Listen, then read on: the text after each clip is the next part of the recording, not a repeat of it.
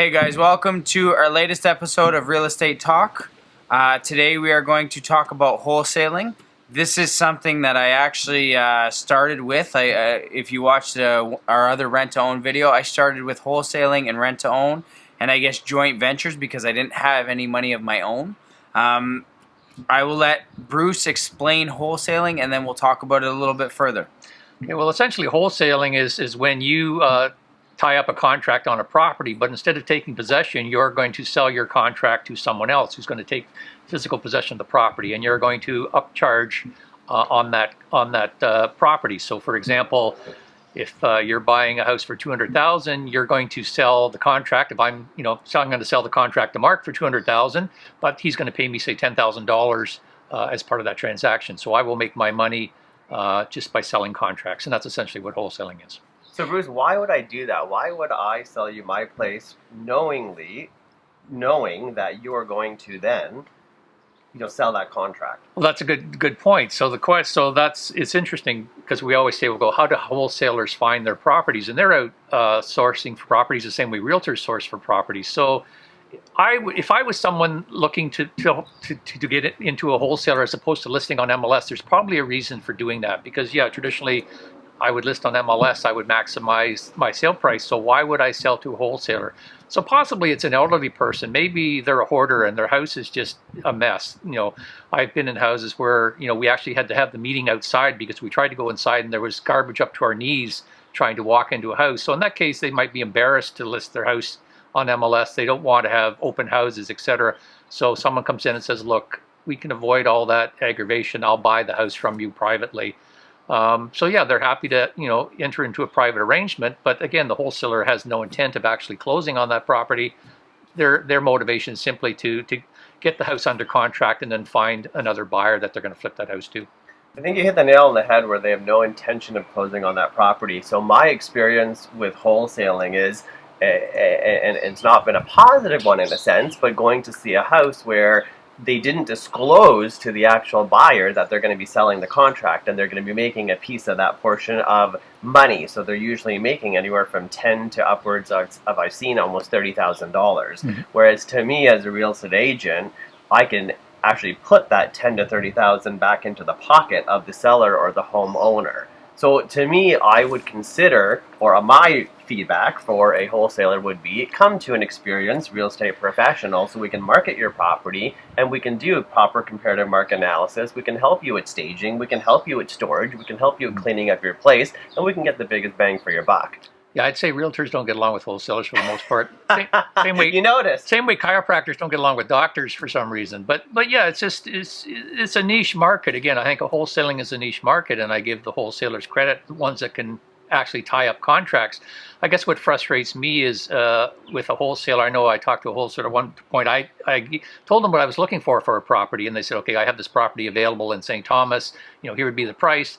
And then I found out, it was listed on MLS. I could just go directly to the selling agent and buy it direct. So again, I didn't need the wholesaler. So, so giving me the impression they had tied up the contract when in fact they didn't. So I think it's important, if you're wholesaling, you're actually tying up the contract. And again, you have to provide a benefit to the seller as opposed to them listing on MLS. Yes, realtors are going to say, list on MLS. And traditionally you're going to get the highest price, but sometimes the price isn't the highest thing.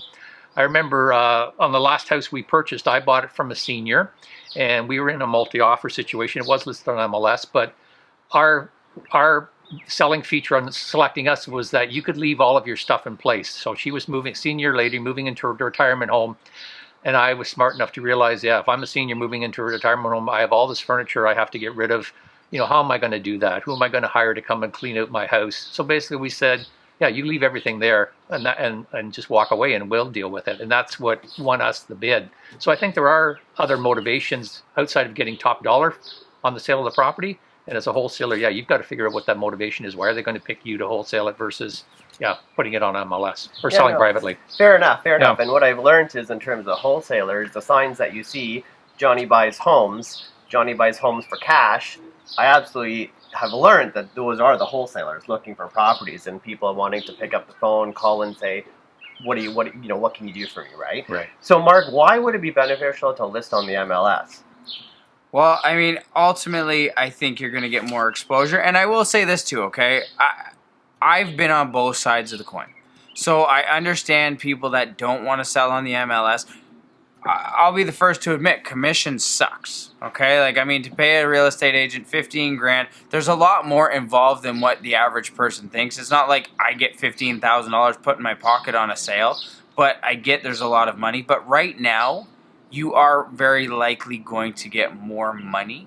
And I will also say that most of the time, the wholesalers, again, it's who you listen to. Most of the time, like Rahim said, those aren't the ones that are actually going to be purchasing your home. So you want to deal directly with somebody purchasing your home, and most of them talk a good game, but most of them don't actually cross the finish line. And you know what? There are some that are good and they get the job done. Like Bruce said, I have different views on it because ultimately, now that I've seen both sides of the coin in this seller's market, I feel bad when I see somebody getting tricked and losing $30,000 of what they should have made. And when they say, well, you don't pay commission, sure, that's true, but they also add something on. So essentially, you lose. Did you save $10,000 in commission but lost $30,000 on what you could have sold it for? That's always the question I have.